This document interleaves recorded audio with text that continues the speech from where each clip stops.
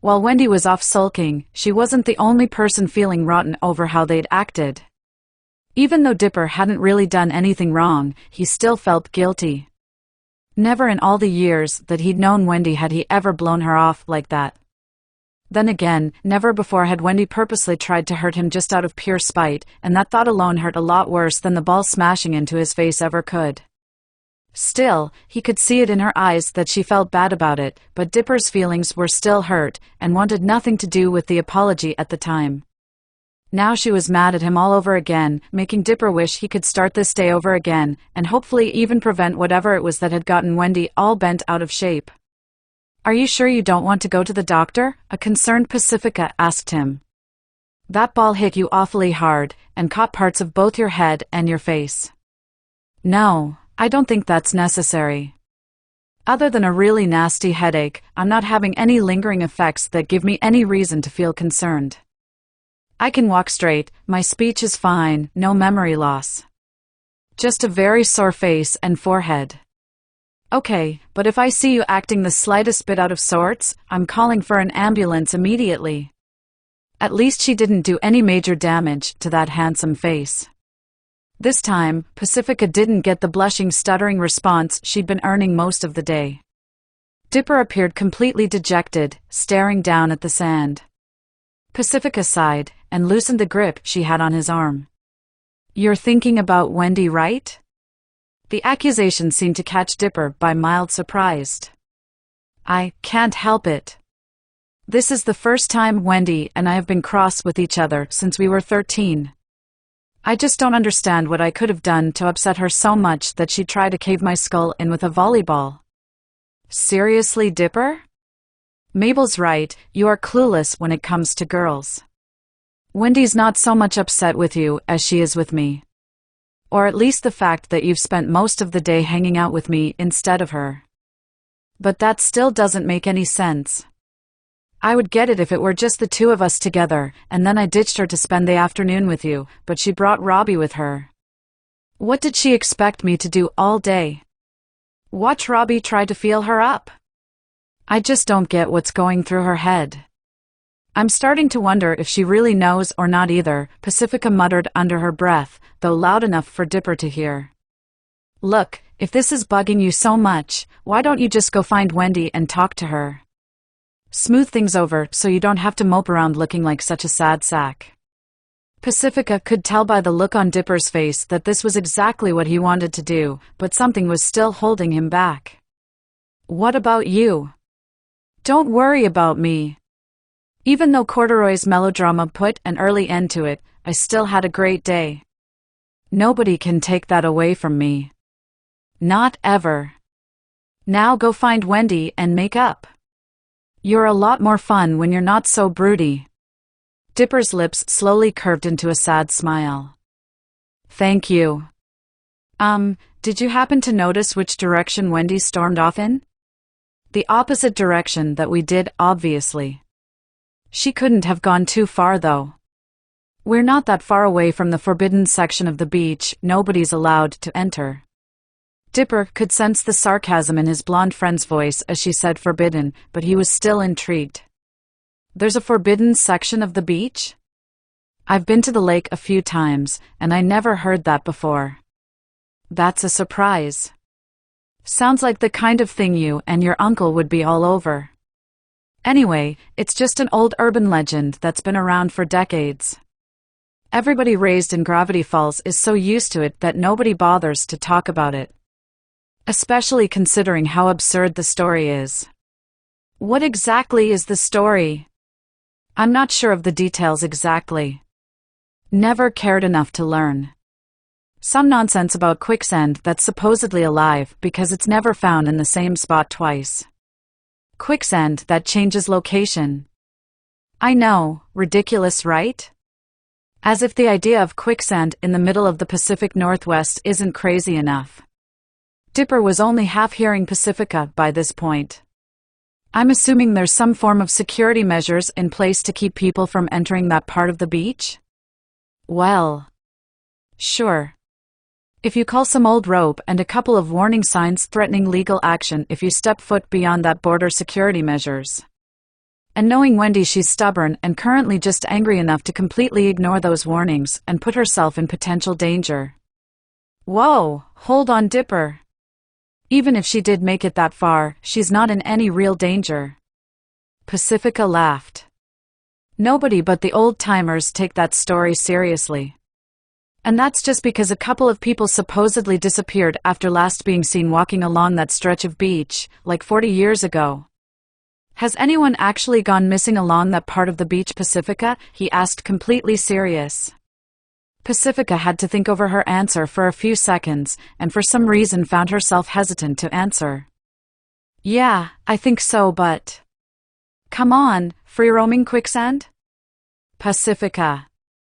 I haven't been a local here very long, but if there's one thing I've learned after 3 summers in Gravity Falls, it's that if you have to make a choice between the logical solution and an illogical one, always bet on the completely insane answer being the correct one. Wendy hadn't wandered all that far into the prohibited zone. She didn't give a single flip about that old legend, but she had to admit that this part of the beach gave her a bit of an ominous feeling. Like something was watching her. Or maybe the years of apocalypse training had made her a bit paranoid. That iffy feeling isn't quite what stalled her walk, though.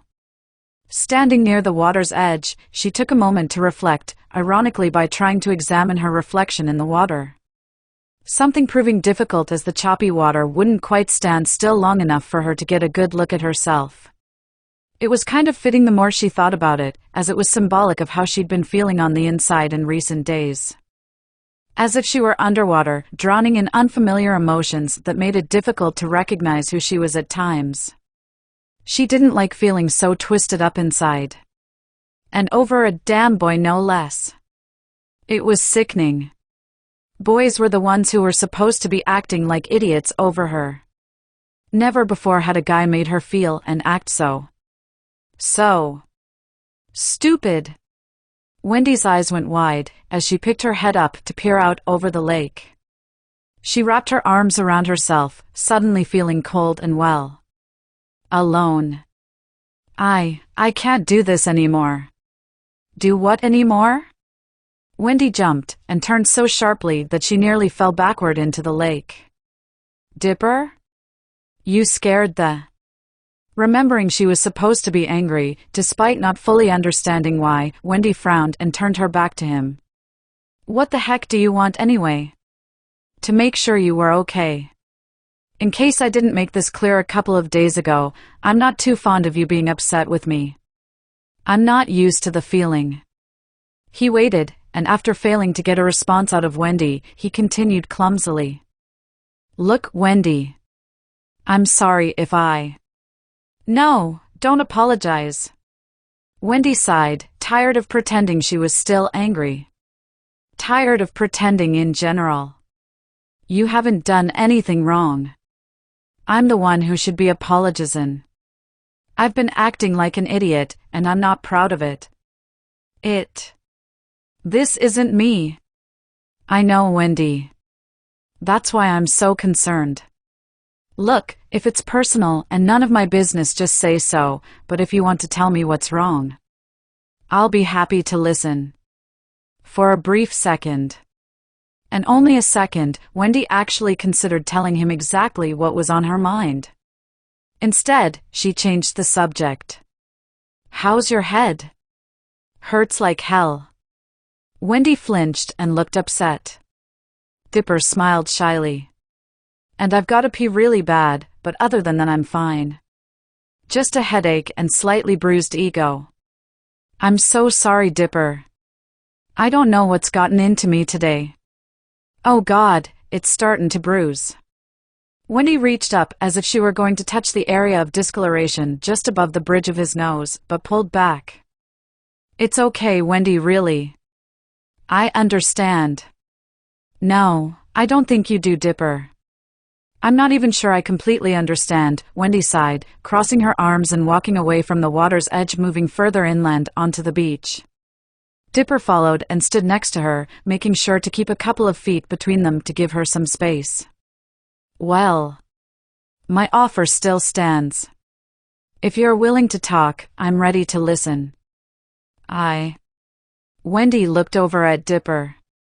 The warm, sincere expression on his face brought a heated blush to hers. For a brief moment, any doubt Wendy still had floating around in her head was extinguished. Might as well capitalize on it while she still could. I think we need to have a talk, Dipper. Wendy motioned to moving closer to Dipper, but there was one little problem. She couldn't move her feet. What the? A quick look down and she discovered that the sand had swallowed her feet up to her ankles. Dude, my feet are stuck in the sand. I can't move my legs. That's strange. Here, let me. Dipper spoke too soon. He, too, found himself unable to move, his feet trapped beneath the unusually wet sand. Damn it, I can't move either.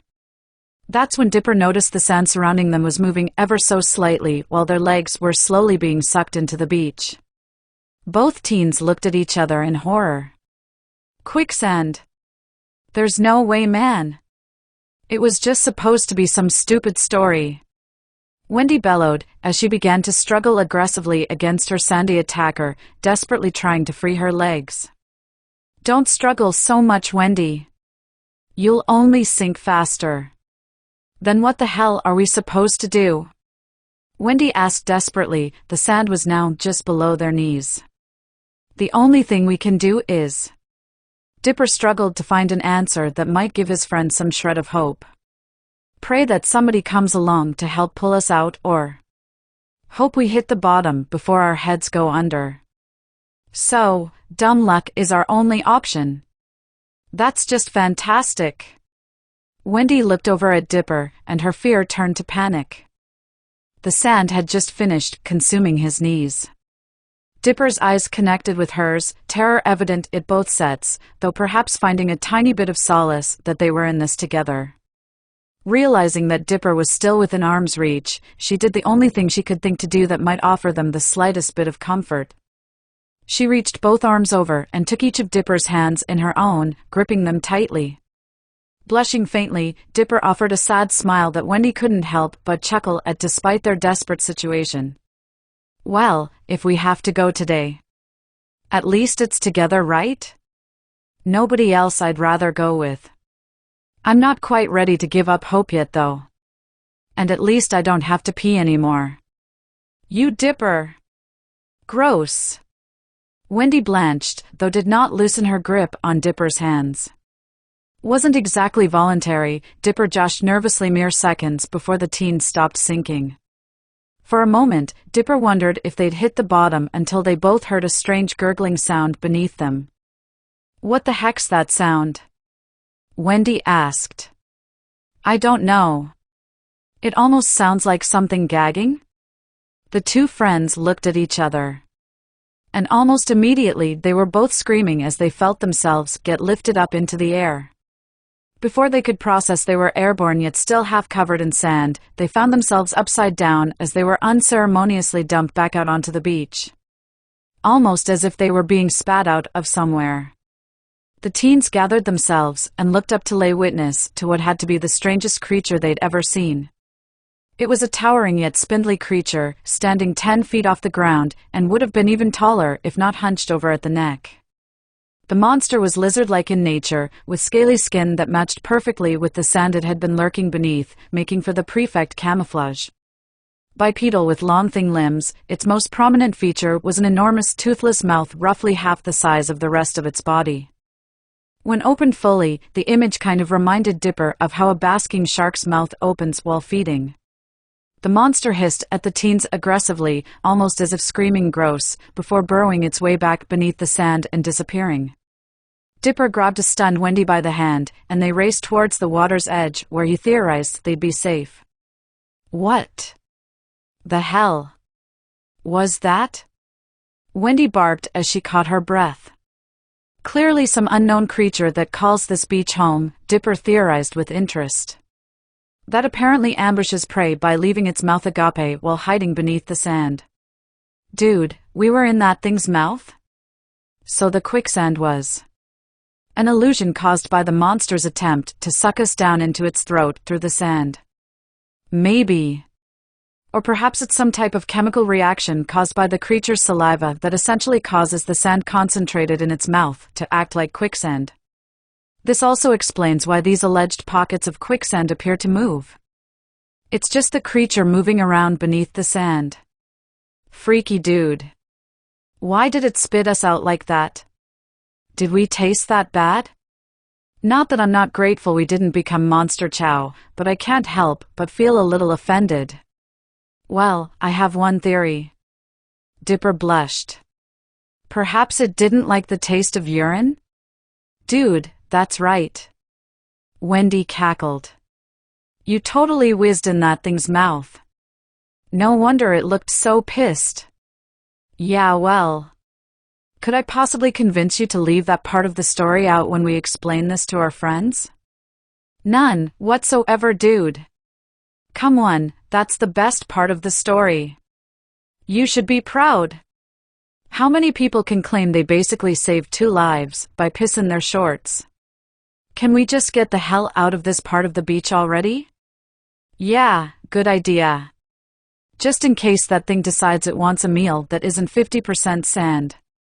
As the pair walked towards the apparently non-dangerous portion of the beach, Dipper's eyes lowered towards his hand, which Wendy was still clinging to rather tightly. I'm fairly sure we're safe as long as we stay near the water.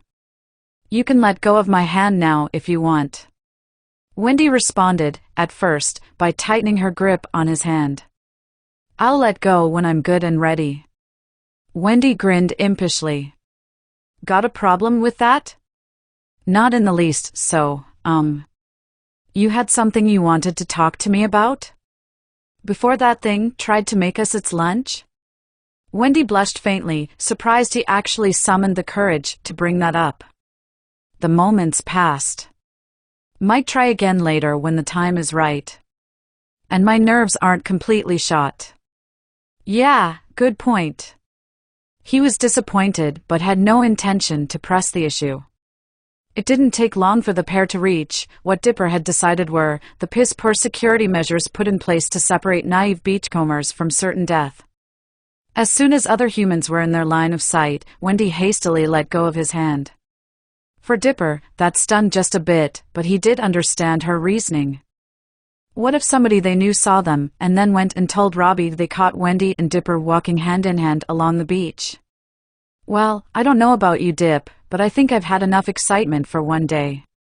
Maybe even the rest of summer. I don't blame you at all.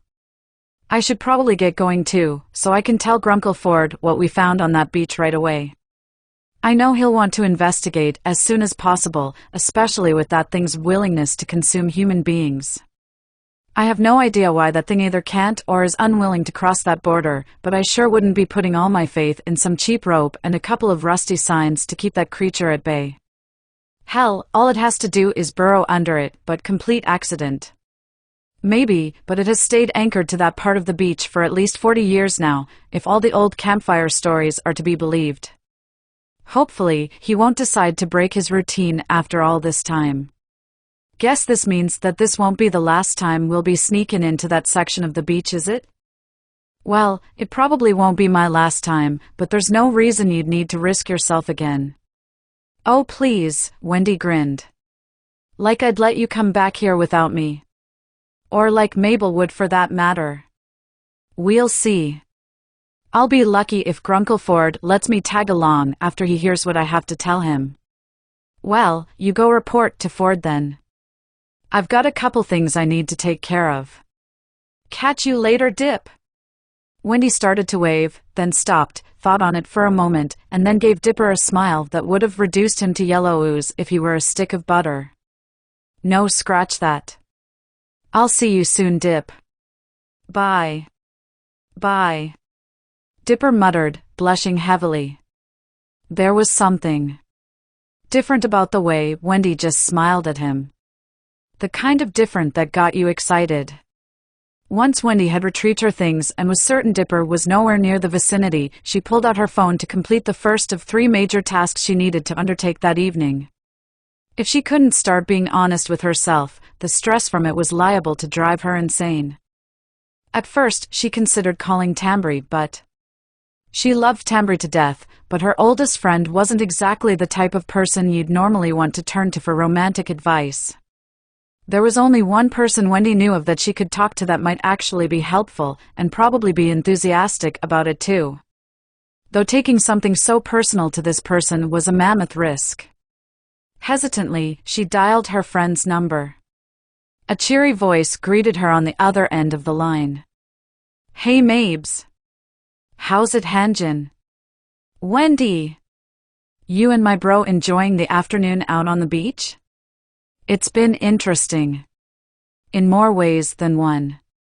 Wendy frowned slightly. "Kind of funny how you never showed up. You and the other girls can't seriously still be at the mall shopping for swimsuits, can you?" "Oh. Sure." Mabel did a quick scan of her surroundings, which happened to be the walls of her new bedroom, from a seated position on her bed. "I know she doesn't look it, but Candy is really discerning when it comes to her fashion sense. I thought it was Grenda who had the wardrobe malfunction." "Ah. Right, it was Grenda. Silly me, Oh, can it, Mabel? I know what you were up to. You tried to set it up so Dip and I would be alone on the beach together." Mabel was quiet for a couple seconds. Wendy could almost hear her grin as it spread from ear to ear. "That depends. How did it go, and how ingenious did you think the plan was? I hate to bruise your ego here, but I kind of ruined things right off the bat, considering I brought Robbie along." "You brought Robbie? Why the heck would you do that? It was just supposed to be you and Dipper. And you and your friends, allegedly. It's not like I planned it either, but he decided he wanted to go, and he is my boyfriend." Aw man. That must have been so awkward and weird for him. It was, but not for the person or reasons you think it was. Pacifica just happened to show up too, and he spent most of the afternoon with her. Pacifica? That little. That's the last time I let her in on one of my. Mabel thought about it for a second, and then asked. Were they hitting it off at all? Wendy pulled the phone away from her ear and stared at it as if it somehow had insulted her. She wasn't sure how to respond to that. No, wait, she knew exactly how to respond to it. What the hell, Mabel? Whose side are you on anyway? Mabel's answer was even and simple. Whoever makes my brother happy. And can pull that stick out of his butt. Wendy felt a bit embarrassed by this answer. Of course she'd be on her brother's side. Look, this wasn't the conversation I intended on having.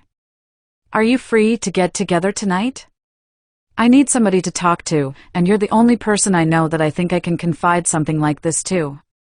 Sure, I'm not busy tonight, Mabel readily agreed, and very intrigued. What's it about? Is it boys? Wendy's silence caused Mabel to let out a little squeal that made Wendy cringe and almost regret calling her. Before I agree to anything, I need to know you understand that this is serious. And that you're not going to try and Mabel everything up. Mabel replied, grinning like a goof. I don't know what that means. I think you do, she sighed. Is 6 okay? I'd kind of like to stop by your place, but without a certain someone noticing, if you catch my drift. You. Espionage. Okay, I think I can arrange that. Stop by whenever you like, I don't have anything else planned for tonight. Okay. Thank you, Mabel. I'll see you soon. Wendy hung up, hoping she just hadn't made a horrible mistake. Now, it was on to task 2, and surprisingly, it would be the easiest of the 3. Hey, Wendy! There you are! Robbie greeted, walking up to her and a little surprised to see she was already dressed. He knew she was mad, but she wouldn't seriously consider ditching him there, would she? Where did you storm off to? Not important. I was actually about to go looking for ya. Take a walk with me, Robbie, there's something I need to talk to you about. Okay. Robbie frowned in concern, not liking the tone in his girlfriend's voice. He already had a strong feeling he wasn't going to like where this is going. The couple walked away from the beach and into the small parking lot adjacent to it.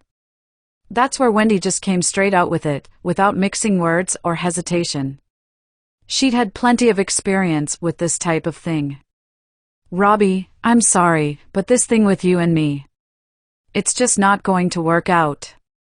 I think it would be best if we just break things off now instead of dragging it out any longer. Break things off. But I haven't done anything wrong. Well, you've done plenty wrong actually. But I'm not breaking up with you for any specific reason, Robbie. I gave it a shot, but I just don't like you that way, Robbie. I'm sorry, but that's just how I feel. But you agreed to be my girlfriend just a few days ago, so you have to have felt something for me. Well, yeah, I did agree. After you backed me into a corner and pressured me into it. Wendy frowned, but held her temper in check. She wasn't completely innocent in this scenario. Though I don't blame you totally, because I kind of allowed myself to get pressured into it. Since it helped me push aside other feelings I was having and trying really hard to ignore. It's because of him, isn't it? He didn't really sound angry, strangely enough. He said it as if he'd already long accepted it. There is no him, or anybody in particular, Robbie. It's just. Don't patronize me, Wendy. Stop pretending you two aren't a thing, because nobody's buying it. I knew this was coming as soon as I found out he was moving here. You think I like acting so clingy? I thought it was the only chance I really had. Guess this was all just a giant waste of time. I'm sorry you feel that way, Robbie, Wendy said, blushing wildly. Why does everyone seem to think? Oh, whatever. It wasn't a total waste. I said I'd give you a shot, and we did have a few fun moments. Give me a break, I don't need you to sugarcoat it for me. Robbie, sniffling and rubbing at his eyes, hinted otherwise. Oh, come on, Robbie. Don't cry about it, man. We weren't together that long. I'm not crying, he sniffed. I just got some sand. No, some sun in my eyes. That's it. To think, I let you listen to me play all my original music, and I even rubbed lotion on you. Wendy's eyelids drooped low over her eyes, her expression even and neutral. I'm rapidly losing sympathy for you here, dude. Whatever. I'm outta here. Robbie sniffled again, breaking out into a quick overdramatic sob, before forcing himself to look all gruff and angry again. Wendy could only shake her head as he staggered away. There's a month of my life I'll never get back. It was roughly 5:45 when Wendy arrived at the Pines home, having texted Mabel before arriving so they could meet covertly. Fortunately, Dipper still hadn't arrived home yet, presumably still discussing the mysterious creature they had discovered with his Grunkleford. Mabel insisted on sneaking her upstairs anyway, apparently unwilling to completely miss out on that experience. Wendy couldn't decide if she thought that was cute or annoying. Once Mabel had gotten Wendy inside of her room, without the presumably imaginary people lurking in her home at that moment noticing, she locked the door behind her. Wendy was nervous enough as it was, and it didn't help when Mabel caught her off guard by jumping on the bed right next to her, causing them both to bounce. Okay, girl, it's time to spill. What exactly do you need my expert advice on? Before I tell you anything, Mabel, I need you to promise me something. Wendy looked Mabel straight in the eye, looking deadly serious. Enough so that even the intensely free-spirited girl seemed to understand that messing with Wendy about whatever they were about to discuss probably wouldn't be good for her health. This conversation is just between me and you. I don't want to see anything I tell you up on social media an hour from now, and if any of our friends start talking about any of this, I'll know who told them. I'm not fooling either, Mabel. If you promise me this and don't keep it, I'll never speak to you again. Okay. Mabel replied, uncharacteristically subdued and a little bit intimidated. I promise, I won't tell another soul. If I break this promise, I swear I'll give up knitting for the rest of my life. Wendy had to smile at that. If Mabel was willing to sacrifice one of her favorite pastimes if she screwed up, just maybe she could be serious enough for them to make it through this conversation. For starters, I broke up with Robbie today. For some reason, that didn't seem to surprise Mabel much. That seems abrupt. Did something happen on the beach today? A lot of things. But they don't have much to do with why I broke up with him. Well, not directly anyway. I mean, I guess they do, but... Wendy grabbed at her head as if it had started to hurt. God, I don't even know what I'm talking about. I swear if things get any more confusing my head might explode. All right, just calm down, Mabel urged, in an uncharacteristically calm voice. Just keep it simple. Why did you break up with Robbie? Because I just didn't like him that way, you know? Our beach day just kind of made it more obvious. Besides, I thought it would be better to go ahead and cut him loose. It just didn't feel fair to him to keep leading him on while I win. Wendy turned bright red and nearly curled herself up into a ball.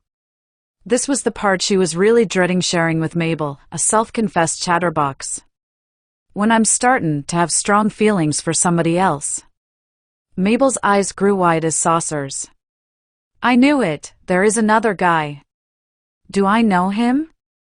Mabel got really close to Wendy, right up in her personal space.